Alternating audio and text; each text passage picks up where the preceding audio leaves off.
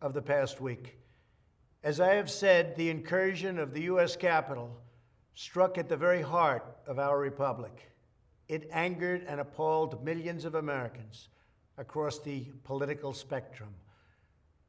I want to be very clear. I unequivocally condemn the violence that we saw last week. Violence and vandalism have absolutely no place in our country and no place in our movement. Making America great again has always been about defending the rule of law, supporting the men and women of law enforcement, and upholding our nation's most sacred traditions and values. Mob violence goes against everything I believe in and everything our movement stands for. No true supporter of mine could ever endorse political violence. No true supporter of mine could ever disrespect law enforcement or our great American flag. No true supporter of mine could ever threaten or harass their fellow Americans. If you do any of these things, you are not supporting our movement, you are attacking it, and you are attacking our country. We cannot tolerate it. Tragically, over the course of the past year, made so difficult because of COVID-19, we have seen political violence spiral out of control.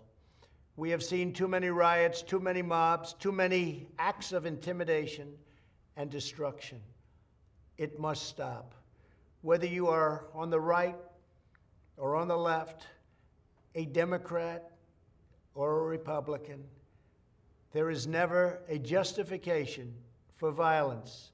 No excuses, no exceptions. America is a nation of laws. Those who engaged in the attacks last week will be brought to justice.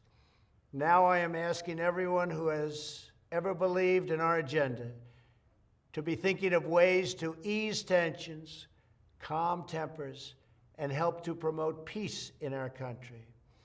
There has been reporting that additional demonstrations are being planned in the coming days, both here in Washington and across the country. I have been briefed by the U.S.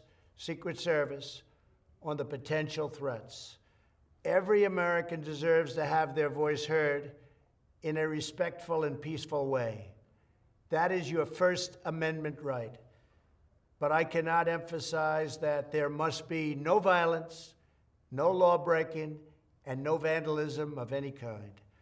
Everyone must follow our laws and obey the instructions of law enforcement. I have directed federal agencies to use all necessary resources to maintain order.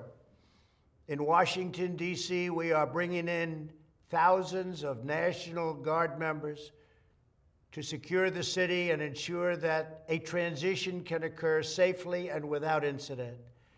Like all of you, I was shocked and deeply saddened by the calamity at the Capitol last week.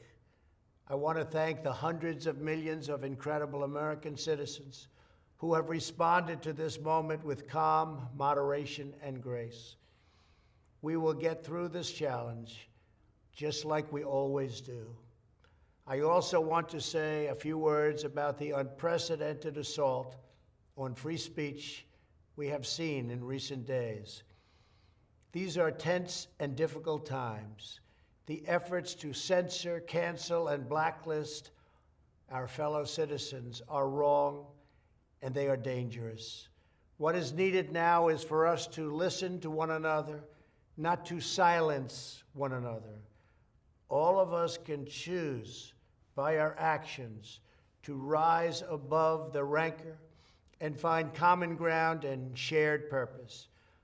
We must focus on advancing the interests of the whole nation, delivering the miracle vaccines, defeating the pandemic, rebuilding the economy, protecting our national security, and upholding the rule of law. Today, I am calling on all Americans to overcome the passions of the moment and join together as one American people.